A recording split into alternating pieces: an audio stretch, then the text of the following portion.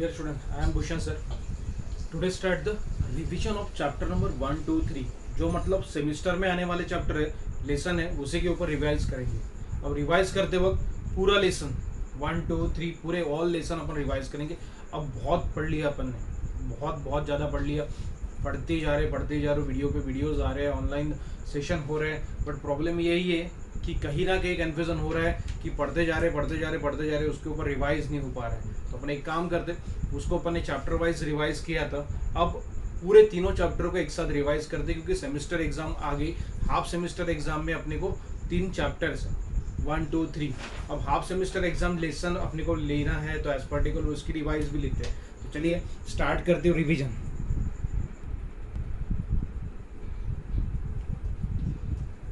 तो चलिए देखते start. Basic concept of geometry chapter number 1. अब बेसिक कंसेप्ट ऑफ ज्योमेट्री में नाम ही है बेसिक कंसेप्ट. अब बेसिक कंसेप्ट मतलब क्या, जहाँ पे स्टार्टिंग में जो ज्योमेट्रिकल पोर्शन है उस बेसिक कंसेप्ट में आपको दिया हुआ है सेगमेंट, लाइन क्या होता है, ईच एंड एवरी चीजें डिटेल में दी हुई है. ओके, आप सबको ये पता है कि ये क्या है. It's a point, it's segment. Okay, line ये है ना बेसिक. ऑलरेडी आपने 5 to 7 5 to 8 तक के जो पढ़ा हुआ है वो है बेसिक. ये है सेगमेंट, ये है लाइन, ये है line segment. It called as the ray, line segment ray. Okay, that is called as the line या otherwise is called as the opposite ray. Okay, उसके बाद it's called as the plane. Plane is any shape. Okay, plane कोई भी shape में होता है. Plane मतलब यहाँ पे कुछ भी रह सकता है. ठीक है, एक्सियोम भी है कि सपोज एक पॉइंट है, एक पॉइंट में से infinite number of line can be pass. Okay, but suppose 2 point है और 2 पॉइंट में से only 1 single line can be pass. 2 point में से कितनी लाइन पास होती है? 1 single line. But suppose 3 point है तो 3 पॉइंट में से only 1 single line can be pass. Okay, but 3 collinear point है तो only 1 single line. But 3 non collinear point है तो कितने लाइन पास होगी? 3 लाइन कैन बी पास. ये एक्सियोम, ये थ्योरम सबने पढ़ा हुआ है. ये था बेसिक. उसके बाद बेसिक कंसेप्ट में आता हूं कोऑर्डिनेट्स पे. आप सबने कोऑर्डिनेट्स देखे हैं, आप सबने ये लाइन देखी है. That line is called as the number line. Number line means 0, इधर 1, इधर 2, इधर 3, इधर नेगेटिव नंबर्स. ठीक है, मींस इधर पॉजिटिव आएंगे तो इधर नेगेटिव नंबर्स होते हैं. ये होते हैं number lines. And number line के ऊपर जो नंबर्स होते हैं ना is called as the coordinate. Number line के ऊपर जो नंबर्स होते हैं उसको कोऑर्डिनेट बोला जाता है. एंड ये कोऑर्डिनेट के ऊपर तुम्हारा एक्सरसाइज था फर्स्ट. ये वो है, ये ए है, ये बी है, ये सी है, D, E, F and G. Suppose आपको डिस्टेंस ए एफ निकालना है, डिस्टेंस ए एफ निकालना है. डिस्टेंस ए कॉमा एफ या otherwise segment A F, otherwise side A F, ये सब कुछ एक ही है. अब डिस्टेंस ए एफ निकालना है तो डिस्टेंस ए एफ निकालने के लिए फॉर्मूला वही है, larger coordinate minus smaller coordinate. Larger coordinate minus smaller coordinate. अब first of all larger coordinate क्या रहेगा, स्मॉलर कोऑर्डिनेट क्या रहेगा, तो वो पहले आपको निकालना पड़ेगा. आपको ये बताना पड़ेगा कि कोऑर्डिनेट्स क्या है. तो ए एफ, तो कोऑर्डिनेट ऑफ ए निकाल लेंगे पहले. कोऑर्डिनेट ऑफ ए क्या है? 1. Coordinate of F is -3. और यहां चेकआउट कर लीजिए 1 इज ग्रेटर देन द -3. कौन बड़ा है और कौन छोटा है वो चेकआउट होने के बाद डिस्टेंस ए एफ फाइंड करना है. तो distance A F is equal to larger coordinate minus smaller coordinate. तो larger coordinate is 1 and smaller coordinate is -3. Clear that? Okay, तो 1 minus into minus plus 3 is equal to 4.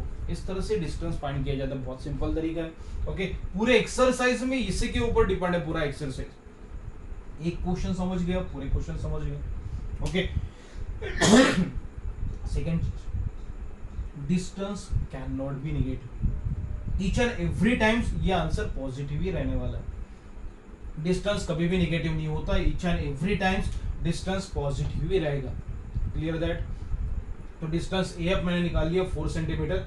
Okay, तो आपको ये कोई confusion है, ये समझ में आ गया। तो डिस्टेंस ए अब मैंने यहाँ पे निकाल लिया। अब बेसिक कंसेप्ट ऑफ ज्योमेट्री की बात करता हूँ तो कोऑर्डिनेट्स आ गया। उसके बाद आते हैं पॉइंट्स कोलिनियर होते क्या। पॉइंट्स कोलिनियर मतलब क्या? कोलिनियर का सिंपल कंसेप्ट है कि एक ही लाइन में से number of point can be pass, तो that line is called as the collinear line and that point is called as the collinear point. Suppose ये 3 पॉइंट है और तीनों पॉइंट में से only one single line can be pass. ये 3 point में से एक ही लाइन में पास कर रहा हूं, तो that point is collinear point and that line is called as the collinear line. अब जब पॉइंट कोलिनियर होते हैं तो वहां पे यूज होती है बिटवीननेस प्रॉपर्टी। अब बिटवीननेस प्रॉपर्टी मतलब 3 पॉइंट कोलिनियर है तो ए एंड सी के बिटवीन कौन है? B. Point B is in between the point A and C, तो point B A and C के बिटवीन है, इसलिए यहाँ पे बिटवीननेस प्रॉपर्टी एग्जिस्ट होती है। और वो बिटवीननेस प्रॉपर्टी बहुत सिंपल है, फर्स्ट एंड लास्ट मतलब A C is equal to A B plus B C. तो बिटवीननेस प्रॉपर्टी है A dash B dash C, तो distance A C is equal to distance A B plus distance B C. ये है आपकी betweenness property. Clear that? Okay, 3 points are collinear, 3 point तुम्हारे collinear है, तो collinear point है तो use the betweenness property. Betweenness property simple है, A C is equal to A B plus B C, that property is betweenness property. Clear that? ये confusion हट गया। चलिए सेकंड चीज, बिटवीननेस प्रॉपर्टी में बहुत सारे, कोई भी बिटवीननेस प्रॉपर्टी में आप ऐसा नहीं कि यहाँ पे ए बी सी है तो आप ऐसा भी कर सकते हो। सपोज ये है ए, ये है बी, तो ये है सी, तो C is in between the point A and B और C आपके A एंड B के बिटवीन है, तो मतलब यहाँ पे प्रॉपर्टी क्या होगी? AB is equal to AC plus CB, AB is equal to AC plus CB। कैसे भी यूज कर सकते हो बिटवीननेस प्रॉपर्टी के, डिपेंड करता है उस क्वेश्चन के ऊपर कि आपको बुक में या एग्जाम में कौन सा क्वेश्चन दिया हुआ है। Clear that? ओके, तो ये हो गया मेरा बिटवीननेस प्रॉपर्टी का कंसेप्ट क्लियर, बहुत ईजी कंसेप्ट है। तो उसके बाद जो स्टार्ट होती है ना वो होती है exercise. Betweenness property clear that? Okay, and distance formula भी क्लियर दैट। अब दोनों ये समझ में आ गया होगा तो अपनी को एक एक्सरसाइज आती है 1.1 एक्सरसाइज। तो 1.1 एक्सरसाइज की बात करता हूं तो 1.1 में आपने अच्छे से कॉन्सेंट्रेट किया होगा, तो वहां पे क्वेश्चन नंबर 1 जो अभी मैंने यहाँ पे फाइंड आउट किया हुआ है वही सब क्वेश्चन नंबर 1 में लिखा हुआ है। क्वेश्चन नंबर 2 में एक्स कोऑर्डिनेट और वाई कोऑर्डिनेट दिया हुआ है, डिस्टेंस ए भी निकालना है और क्लियरली बोला है x इज ए कोऑर्डिनेट का x है और b कोऑर्डिनेट y है और आपको डिस्टेंस ए भी फाइंड करना है। तीसरा चीज, इंफॉर्मेशन दी हुई है और आपको ये बताना है कि कौन सा पॉइंट बिटवीन है। लार्जर कोऑर्डिनेट निकालो and sum of the 2 smaller distance, मतलब larger distance is equal to sum of the 2 smaller distance आ गया, तो पॉइंट बिटवीन है, अदरवाइज पॉइंट बिटवीन नहीं है। क्वेश्चन नंबर 4 की बात करता हूं, फिर क्वेश्चन नंबर 4 में डिस्टेंस ए बी निकालना, एनी पॉसिबिलिटीज, तो पहले तो डायग्राम निकाल लो, उस पॉसिबिलिटी के हिसाब से उसको सॉल्व कर लो, ये इजी हो जाएगा। क्वेश्चन नंबर 5 ओमिटेड है तो आपको करने की जरूरत नहीं है, क्वेश्चन नंबर 5 नहीं करना है, ठीक है। Question number 6, sketch the proper figure and write the answer of the following. A B C, A dash B dash C दी हुई है, अभी आपने देखा है A dash B dash C, मतलब ये जो पॉइंट है ऐसा है ए बी एंड सी, और आपको डिस्टेंस दिए हुए हैं और वो कोलिनियर प्रॉपर्टी के हिसाब से क्या रहेगी collinear property? A C is equal to A B plus B C. इसी सेम प्रॉपर्टी से आपको ये सॉल्व करना है। मैंने कुछ डिफरेंट बताया क्या? मैंने सिर्फ 2 एग्जाम्पल सॉल्व किए हूँ, 2 एग्जाम्पल के ऊपर पूरा एक्सरसाइज है, वही चीज रिपीट एंड रिपीट हो रही है, इसीलिए इस चैप्टर का नाम है बेसिक कंसेप्ट। अब बेसिक कंसेप्ट को स्ट्रॉन्ग करना है, इसीलिए वही सेम चीजें वहां पे रिपीटेशन हो रहा है, बाकी कुछ नहीं है, इतना इजी लेसन है। ओके, तो क्वेश्चन नंबर 6 शायद होप सो सभी को आएगा। नेक्स्ट आता है question number 7, which figure form the 3 non collinear point. 3 non collinear point से कौन सी फिगर फॉर्म होगी? मैंने अभी ये बताया था आपको, अगेन एक बार बता रहा हूँ, 3 नॉन कोलिनियर पॉइंट में से ये फिगर फॉर्म हो रही है, दिख रही है आपको? तो that is the figure of triangle. तो 3 नॉन कोलिनियर पॉइंट से ट्राइंगल फॉर्म हो रहा है। Clear that? नेक्स्ट वही कंसेप्ट है, लाइन सेगमेंट रे, ये सब कुछ आपको पता रहना चाहिए। सिर्फ नया कंसेप्ट है वो है मिड पॉइंट। अब मिड पॉइंट क्या होता है ये मैं आपको क्लियर करवा देता हूं। सपोज सेगमेंट ए बी है and that is point is name as the M. अब लिखता हूं यहां पे point M is a mid point of segment A B. Point M segment A B का मिड पॉइंट है। अब point M segment A B का mid point है तो ये और ये इक्वल है। Point M is a segment of A B, तो इसका मतलब ही ए M is equal to M B is equal to half of A B. A M equal to M B is equal to half of A B. A M A B के half है, A M या M B A B के half है, इसलिए A M is equal to M B is equal to half of A B. तो A B suppose तुम्हारा 9 है तो ए एम आपका 4.5 रहेगा, सिंपल चीज है। ओके, तो ए बी की वैल्यू सपोज आपको 8 सेंटीमीटर दिया हुआ है तो A M is equal to M B is equal to half of A B. But the value of A B is it means 4, तो ये भी 4 रहेगा और ये भी 4 रहेगा। सपोज ये 8 रहता तो 9 रहता तो 4.5 क्लियर दैट। इस चीज को उल्टा भी निकालना है। कभी कभी ऐसा रहता है कि आपको ए एम दिया रहता है, then find the value of A B. अब ए एम आपका 4 है तो ए बी 8 रहेगा, ए एम आपका 5 है तो ए बी 10 रहेगा, ट्वाइस को इधर फेंकना पड़ेगा। ठीक है, ये मिड पॉइंट वाला कंसेप्ट। अब देखते हैं सेकंड एक्सरसाइज जो 1.2 है, वो 1.2 में यही है। क्वेश्चन नंबर 1 क्या है? क्वेश्चन नंबर 1 आपको एक टेबल दिया हुआ है, देन ये बोला है कि सेगमेंट डी और सेगमेंट ए बी कॉन्ग्रुएंट है। First of all find the value of segment D and then A B. D का कैसे फाइंड करना है? डी को वही डिस्टेंस डी फाइंड करना पड़ेगा, larger coordinate minus smaller coordinate. Distance D निकाल लो, ओके, मतलब कोऑर्डिनेट ऑफ डी लो, फिर कोऑर्डिनेट ऑफ ई लो, फिर डिस्टेंस डी निकाल लो, फिर डिस्टेंस ए बी निकालो, फिर चेकआउट करो कि दोनों सेम है या डिफरेंट है। सेम होगा तो इक्वल है, डिफरेंट है मतलब दोनों डिफरेंट है तो फिर वो कॉन्ग्रुएंट नहीं है। और आपको क्वेश्चन यही पूछा हुआ है कि इट्स कॉन्ग्रुएंट और नॉट। इक्वल होगा दोनों डिस्टेंस तो आपके कॉन्ग्रुएंट है, अदरवाइज कॉन्ग्रुएंट नहीं है। Clear that?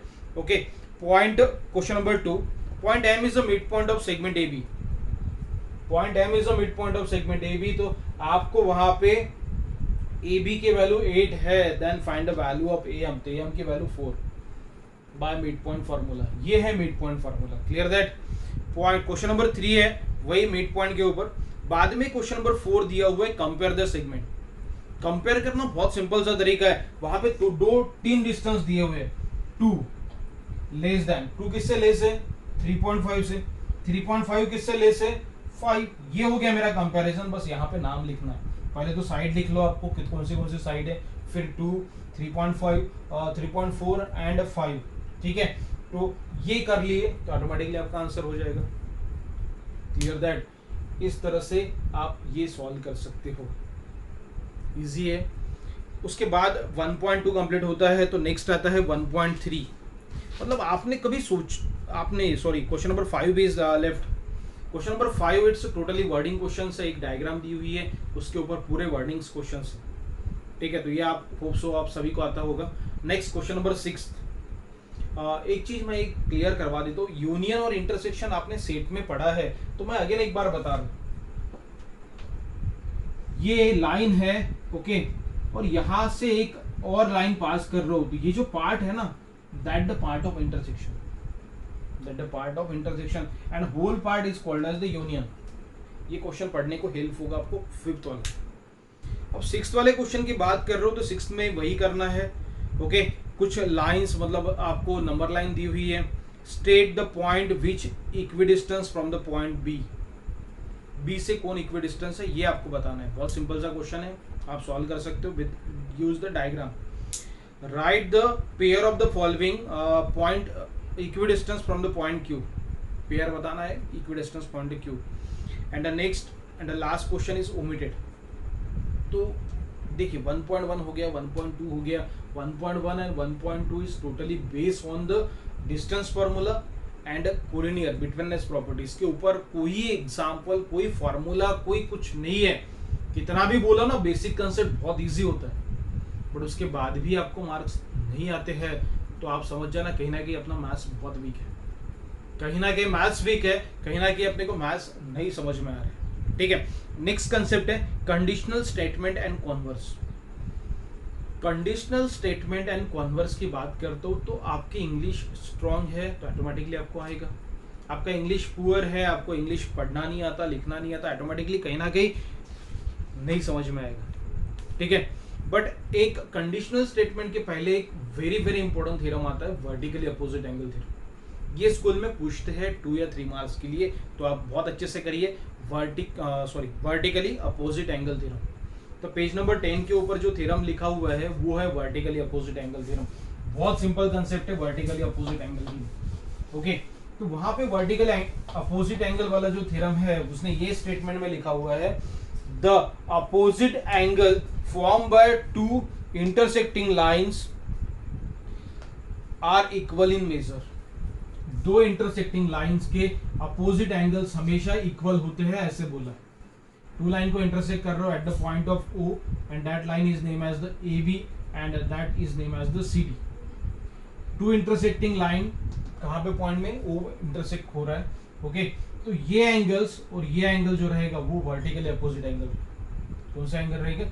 Vertically opposite angle. और ये भी क्या रहेगा? Vertically opposite angle. ओके, तो ये 2 एंगल्स है ना वो कॉन्ग्रुएंट होते हैं बोलते हैं। तो इसका नामकरण करता हूं ABCD। ठीक है, तो ABCD मतलब यहां पे मैं बोल सकता हूं angle A plus angle B, it's linear है। तो लीनियर पेयर होने के कारण इज इक्वल टू 180 डिग्री। सबको पता है angles in linear pair 180 degree होती है।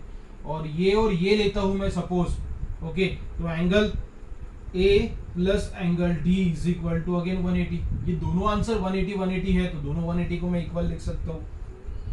ठीक है, अब 180 इक्वल आ गया, मतलब angle A plus angle B is equal to angle A plus angle D। A get cancel, तो B इज इक्वल टू क्या मिलेगा? Angle D। अब B is equal to D है, इसका मतलब B D को कॉन्ग्रुएंट है। B D को कॉन्ग्रुएंट है। अब B D को कॉन्ग्रुएंट है तो सिमिलरली A C को भी कॉन्ग्रुएंट रहेगा।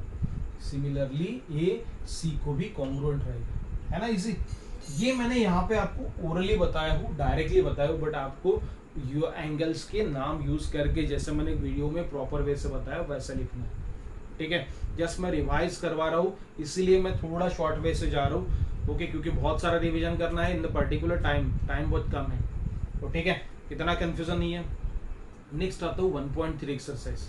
अब 1.3 में फर्स्ट क्वेश्चन है इफ एंड देन स्टेटमेंट। अब इफ एंड देन सबको आता है। अब convert the if and then statement, the opposite angle of a parallelogram are congruent. If a quadrilateral is a parallelogram then opposite angles are congruent.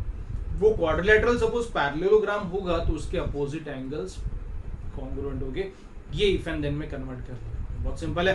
If a quadrilateral is a parallelogram then opposite angles are congruent. Clear that? Same question number 2, write the converse of the following statement. Converse लिखना है। अब converse लिखना है मतलब जो भी statement रहेगा उसका उल्टा लिखना है। क्या लिखा है? The alternate angle form by the 2 parallel lines and their transversal are congruent. Okay, alternate angle होंगे तो वो कॉन्ग्रुएंट होंगे बोलते हैं। ओके, मैं यहाँ पे लिखता हूँ if the 2 lines are parallel and one of the transversal then alternate angles are congruent. ऐसा नहीं है कि प्रॉपर वे से वो बुक में जो आई हुई है वही कंडीशन आपको लिखना है। आप अपने लैंग्वेज बना के लिख सकते हो यहाँ पे, ठीक है, बट वो स्टेटमेंट करेक्ट होनी चाहिए। Clear that? तो ये था तुम्हारा 1.3 एक्सरसाइज। नेक्स्ट आता हूँ प्रॉब्लम सेट पे। अब प्रॉब्लम सेट की बात करते हो तो प्रॉब्लम सेट में वही क्वेश्चंस वहाँ पे वही हुए, सेम 1.2 1.1 के रिवीजन में जो आए हुए हैं वही सेम क्वेश्चंस प्रॉब्लम सेट में है। इसके अलावा डिफरेंट क्वेश्चन नहीं है, कोई नया क्वेश्चन नहीं है। थोड़ा अच्छे से देखोगे तो पूरा फर्स्ट लेसन आपने पढ़ लिया विद इन द शायद 15 to 20 मिनट्स। मैंने टाइम देखा नहीं, बट उस पर्टिकुलर टाइम में अपन ने देख लिया। तो पूरे पढ़ाते वक्त तो बहुत टाइम लग गया, बट रिवाइज करते वक्त बहुत कम पीरियड में रिवाइज होता है। आप each and every question revise कर लो, ओके, तो भी बहुत कम पीरियड में रिवाइज होगा, बट प्रॉपर वे से रिविजन करोगे तो ऑटोमेटिकली एग्जाम में अपने मन से लिख पाओगे। एग्जाम में गलती से कोई वैल्यूज डिफरेंट आती है तो भी आपको इजी है। कैलकुलेशन पार्ट देखिए, ठीक है। चलिए नेक्स्ट सेकंड लेसन पे आते, पैरेलल लाइन। तो फर्स्ट लेसन यहाँ पे फिनिश करते, second lesson one is the parallel line.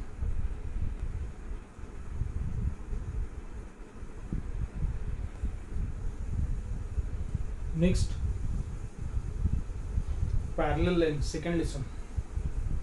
First of all parallel line आ गई तो आप सबको पैरेलल लाइन क्या होती है ये पता रहना चाहिए। Parallel line means distance between two lines are equal. दो लाइन के डिस्टेंस सपोज इक्वल है तो that line is called as the parallel line. तो line A is parallel to the line of B and that line is called as the transversal. देखिए pass होके जा रही है ना पैरेलल लाइन को, इसलिए उसको बोला जाता है ट्रांसवर्सल। अब ये तुम्हारा ट्रांसवर्सल है तो ये एंगल्स और ये एंगल्स अल्टरनेट एंगल होते हैं। ये और ये क्या होते हैं? Alternate angles. As it is same way ये और ये भी अल्टरनेट एंगल्स होते हैं और ये भी अल्टरनेट होता है और ये भी अल्टरनेट एंगल्स होते हैं। कौन सा एंगल बोल रहा हूँ? Alternate angles. थोड़ा अच्छे से कॉन्सेंट्रेट रखिए मैं क्या बोल रहा हूँ। अल्टरनेट एंगल्स मीन्स जो मैंने यहाँ पे दिया हुआ डायग्राम में, देखिए ये डायग्राम और ये डायग्राम सेम है, इट्स अल्टरनेट एंगल। ये और ये अल्टरनेट एंगल्स, ये क्रॉस और ये क्रॉस एक्सटीरियर अल्टरनेट एंगल्स और ये भी एक्सटीरियर अल्टरनेट एंगल्स होते हैं। तो ये अल्टरनेट एंगल की बात होगी। Next corresponding angles. मैं फटाफट आपको पहले एंगल के बारे में बता देता हूँ। Okay, corresponding angle. अब ये समझ में आ गया, मतलब एक्सरसाइज आ गई। ओके, बहुत सिंपल से कंसेप्ट है, वन ऑफ द ट्रांसवर्सल। तो ये एंगल और ये एंगल करस्पॉन्डिंग एंगल है, ये एंगल और ये एंगल भी करस्पॉन्डिंग एंगल है। ओके, सेम ये एंगल और ये एंगल करस्पॉन्डिंग एंगल है और as it is same way ये एंगल और ये एंगल भी करस्पॉन्डिंग एंगल। सिंपल है, दोनों क्रॉस करस्पॉन्डिंग एंगल, ये भी करस्पॉन्डिंग एंगल, दो सर्कुलर करस्पॉन्डिंग एंगल, दोनों right is the corresponding angle. मैंने बहुत अच्छे से अभी क्लियर करवा दिया कि आपको करस्पॉन्डिंग क्या रहेंगे। Okay, next interior angle. अब इंटीरियर एंगल की बात कर रहा हूं तो इंटीरियर मतलब जो अंदर है, वो एंगल को बोला जाता है इंटीरियर एंगल। तो लाइन ये एंगल और ये एंगल्स इंटीरियर एंगल्स है, ये और ये भी इंटीरियर एंगल। और आप सबको पता होगी कि टू इंटीरियर एंगल की सम कितना डिग्री होती है? 180। तो सपोज आपका ये है और ये बी है, ये सी है और ये डी है, तो angle A plus angle B is equal to 180 degree, angle C plus angle D is equal to भी 180 डिग्री होती। टू इंटीरियर एंगल की सम हमेशा 180 डिग्री होती है, या प्रॉपर्टी है sum of the two interior angle is 180 degree. अब interior angle की सम 180 होगी, मतलब angle A plus angle B is equal to 180, angle C plus angle D is equal to 180 degree. Clear that? Next ये angle line, तो ये जो होते हैं ना, ये A and B, it's a linear pair, ये भी लीनियर पेयर है। ओके, या अदरवाइज ये भी लीनियर पेयर एंगल्स है, मतलब जहां पे आपको स्ट्रेट एंगल दिख रहा है वो linear pair angles. Clear? Alternate angle, corresponding angle, interior angles, linear pair angles. And vertically opposite angle भी यही पे बता देता हूं, ये दिख रहे दोनों अपोजिट में, इट्स वर्टिकली अपोजिट, ये वर्टिकली अपोजिट। ओके, ये भी वर्टिकली अपोजिट है और अदरवाइज ये और ये भी देखिए वर्टिकली अपोजिट एंगल्स होते हैं। तो clear that vertically opposite angles क्या होंगे? Interior angles, alternate angles and vertically opposite angles के ऊपर थ्योरम भी है। ये थ्योरम अपन ने डीप में पढ़े थे। ओके, बट आपको इंटीरियर वगैरह की करने की जरूरत नहीं है, करस्पॉन्डिंग और अल्टरनेट आ गया तो गलती से आ सकता है। ठीक है, तो नेक्स्ट 2.1 एक्सरसाइज आती है। अब 2.1 एक्सरसाइज में क्वेश्चन नंबर 1 आपको दिया हुआ है। क्वेश्चन नंबर 1 सेम इसी डायग्राम की बात करते हैं। क्वेश्चन नंबर 1 में यही डायग्राम है और आपको एक एंगल गिवन है और बाकी एंगल्स आपको फाइंड करने हैं। तो बहुत सिंपल सी चीज है। देखिए, एक एंगल 85 है, मींस ये एंगल आपको 85 डिग्री दिया हुआ है। ये 85 है तो सिंपल कंसेप्ट है, ये भी 85 रहेगा। ओके, ये 85 है, इसका मतलब ये भी 85 रहेगा, इट्स अल्टरनेट एंगल। ये 85 है तो ये भी 85 रहेगा क्योंकि अल्टरनेट एंगल्स है। फिर एक आधे जगह यहाँ पे लिनियर पेयर यूज कर दो। ये 85 है तो ये कितना रहेगा? Linear pair angles. Linear pair angle कितने डिग्री के होते हैं? 180, मतलब ये कितने डिग्री का रहेगा? ये 95, ये 95 तो ये भी 95, ये 95 है तो ये भी एंगल्स 95, इट्स अल्टरनेट एंगल। ये और ये vertically opposite angles 95 degree. Clear that? इस तरह से आप डायरेक्टली फाइंड कर सकते हो। बट मैंने आपको बोला हूँ कोई भी क्वेश्चन सॉल्व करते वक्त ज्योमेट्री के डायग्रामेटिकल सॉल्व करो, बट लिखते वक्त पूरा लिखना है। लिखते वक्त पूरा लिखना है। मैंने डायग्रामेटिकल सॉल्व तो कर लिया, बट लिखते वक्त आपको ईच एंड एवरी चीजें विद रीजन लिखना पड़ेगा। Clear that. Same question number 2 है। ओके, क्वेश्चन नंबर 3 ओमिटेड है। क्वेश्चन नंबर 4 है। फिर क्वेश्चन नंबर 4 में 2 एंगल्स दिए हुए हैं और आपको शो दैट करना है। एक ये एंगल्स है और एक दूसरा एंगल्स है। That angle is name as the angle of PQR और ये एंगल है XYZ। ठीक है, और आपको prove that angle PQR XYZ को कॉन्ग्रुएंट है। PQR XYZ को कॉन्ग्रुएंट है, ये प्रूव दैट करना है। तो मैं यहाँ पे कोई भी, जैसे अपन ने पर्टिकुलर वे से जैसा किया था, आपने इसको नहीं इसको एक्सटेंड करना है, कर सकते हो। ठीक है, अब देखिए ये both the lines are parallel, both the lines are parallel. ये लाइन इस लाइन को पैरेलल है, ऐसे बुक में बोला, ये लाइन इस लाइन को पैरेलल है। अब ये लाइन इस लाइन को पैरेलल है तो इसका मतलब ये एंगल और ये एंगल करस्पॉन्डिंग एंगल हो गया। ये लाइन इस लाइन को पैरेलल है, मतलब A is congruent to the B। ठीक है, अब ये लाइन इस लाइन को पैरेलल है, ये both the lines are parallel, इसलिए एंगल A एंगल B को कॉन्ग्रुएंट रहेगा। ओके, अब मैं बोल रहा हूँ कि both the lines are parallel, इसका मतलब ये एंगल इस एंगल को कॉन्ग्रुएंट रहेगा। ओके, अब ये है C, तो angle A is congruent to the angle of B and angle B is congruent to the angle A। किसको कॉन्ग्रुएंट रहेगा? एंगल B को, corresponding angle. And angle B angle C को congruent रहेगा। इसका मतलब B और B दोनों जगह, इसका मतलब ये एंगल A किसको कॉन्ग्रुएंट रहेंगे? एंगल C को। और यही आपको शो दैट करना है। बट ये मैंने ओरली बताया हुआ, आपको पूरा का पूरा क्वेश्चन सॉल्व करना पड़ेगा। ठीक है, as per the each and every statement. देखिए इतनी इजी, मैं बोल रहा हूँ ना आपको, बहुत इजी होते हैं चैप्टर्स। सिर्फ डिपेंड करता है, लास्ट क्वेश्चन ओमिटेड है यहाँ का, डिपेंड करता है कि आप कैसे पढ़ते हो। ठीक है, मतलब इस पूरे चैप्टर में से, इस पूरे एक्सरसाइज में से question number 3 and question number 5 आपको नहीं पढ़ना है। क्वेश्चन नंबर 3 और क्वेश्चन नंबर 5 नहीं पढ़ना है। उसके बाद it's very very important theorem, वो है sum of the interior angle of a triangle is 180 degree. Angle sum property of the triangle, interior angle की सम कितने डिग्री होती है? तो आप सबको पता है इंटीरियर एंगल की सम 180 डिग्री होती है, और ये आपको प्रूव दैट करना, ये आपको शो दैट करना। तो इंटीरियर एंगल की सम 180 डिग्री होती है, तो ये शो दैट करने के लिए बहुत सिंपल सा कंसेप्ट है। वो कंसेप्ट यूज करके, मतलब अल्टरनेट और इंटीरियर एंगल यूज किए थे, ऑटोमेटिकली सॉल्व हो जाएगा। It's very very very very important theorem, तो आपको बहुत अच्छे से करना पड़ेगा वो थ्योरम।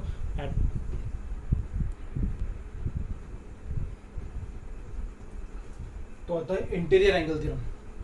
तो interior sum of the two interior angle is 180 degree. तो इस इंटीरियर मतलब ट्राइंगल के एंगल की सम 180 डिग्री होती है। ये आपको शो दैट करने वाला थ्योरम एग्जाम में आता है, और बहुत इंपॉर्टेंट थ्योरम है, आपको करना है। ठीक है, नेक्स्ट 2.2 एक्सरसाइज।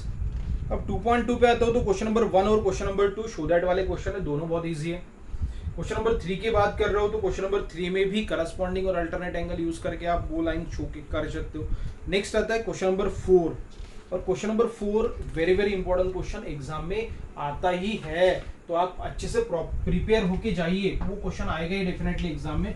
ठीक है, मैं स्कूल के एग्जाम के बारे में बोल रहा हूँ, स्कूल के एग्जाम के as per the regarding revision करते हैं तो ये एग्जाम में आता है। ये लाइन दी नहीं है, अपने मन से निकाल लो। ठीक है, आपको ये 100 डिग्री है यहाँ पे, और ये 50 डिग्री है, और ये फाइंड आउट करना है। देखिए बहुत सिंपल कंसेप्ट है, ये तीनों लाइन एक में को पैरेलल है, ये तो बोला है। ये 100 है तो ऑटोमेटिकली ये 100 रहेगा, तो ये 50 है तो ये भी 50 रहेगा। ये 50 है, ये 100 है ना, 100 है तो रिमेनिंग एंगल कितने का? 50 है, तो रिमेनिंग एंगल 50 का रहेगा। अब पूरा एंगल आपका 100 था, तो उसमें से 50 बचा हुआ है, तो अब ये एंगल फाइंड करना है। तो both the lines are parallel और both the angle is interior angle, और इंटीरियर एंगल की सम कितने डिग्री होती है? 180। ओके, इसका मतलब ये कितने डिग्री का रहेगा? 130 डिग्री। तो एंगल बी आपको 130 डिग्री का मिलेगा। Then find the angle of ABC, तो angle ABC is 130 degree. Clear that. उसके बाद नेक्स्ट था क्वेश्चन नंबर 5। तो question number 5 it may be possible activity based question आ सकता है, अदरवाइज क्वेश्चंस भी आ सकते हैं। तो क्वेश्चन नंबर 5 जब भी एग्जाम में आता है तो 3 to 4 मार्क्स के लिए आएगा। तो क्वेश्चन नंबर 5 आपको इस तरह से दिया हुआ है, और ये क्वेश्चन मैंने आपको बताते वक्त एक तो ट्वाइस का यूज किया था हूँ, या अदरवाइज हाफ यूज किया था अपन ने। तो इट्स अ बाइसेक्टर, तो अपने हाफ का यूज किया होगा। Clear that. एंगल बाइसेक्टर क्या करता है, एक एंगल को टू इक्वल पार्ट में डिवाइड करता है। मतलब पूरा एंगल सपोज तुम्हारा 120 होगा तो ये भी 60 और ये भी 60, as it is same way यहाँ ये एंगल बाइसेक्टर है। तो वहां पे आपको शो दैट करना है कि ए ऑफ बी सी को पैरेलल होगा, और आपको बोला है कि A E is parallel to the B D. A E मतलब ये ए है और ये ई है, ये बी है और ये डी है, ठीक है। और ए ऑफ सी बी सी को पैरेलल दिखाना है। ये आपको बुक में ऑलरेडी बोला हुआ है कि A is parallel to B D, ये लाइन इस लाइन को पैरेलल। अब ये लाइन इस लाइन को पैरेलल है, थोड़ा सा एक्सटेंड कर देता हूं तो लग रहा है कि इट्स अल्टरनेट एंगल। तो अल्टरनेट एंगल है, ओके, ये लाइन इस लाइन को पैरेलल है और ये अल्टरनेट एंगल है। तो ये दो अल्टरनेट एंगल को मैं हाफ करता हूँ, हाफ करूंगा तो मुझे ये एंगल्स और ये एंगल मिलेगा।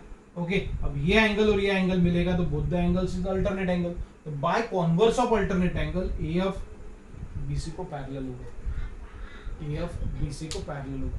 मैं सिर्फ डायग्रामेटिकल क्वेश्चन सॉल्व कर रहा हूँ, ऐसा नहीं कि पूरे क्वेश्चंस अपन डीप में जा रहे हैं, शॉर्टली सॉल्व कर रहे हो, बट आपको समझ में आना चाहिए। इस तरह से अपन ने कुछ क्वेश्चंस देख रहे हैं, ये लाइन और ये लाइन अल्टरनेट एंगल्स है, both the alternate angles, but दोनों का हाफ, इट्स अ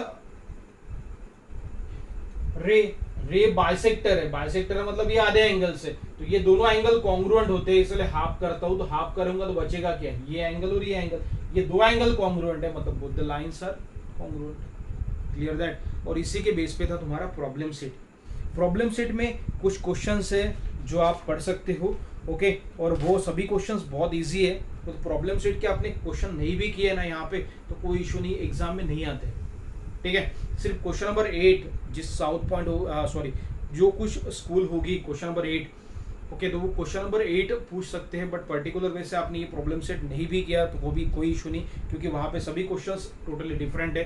तो क्वेश्चन नंबर 5 और क्वेश्चन नंबर 8 करना होगा तो आप ये कर सकते हो, ठीक है। उसके बाद नेक्स्ट आता हूँ ट्राइंगल लेसन पे। तो चलिए देखते नेक्स्ट ट्राइंगल क्या होगा सेकेंड पार्ट में।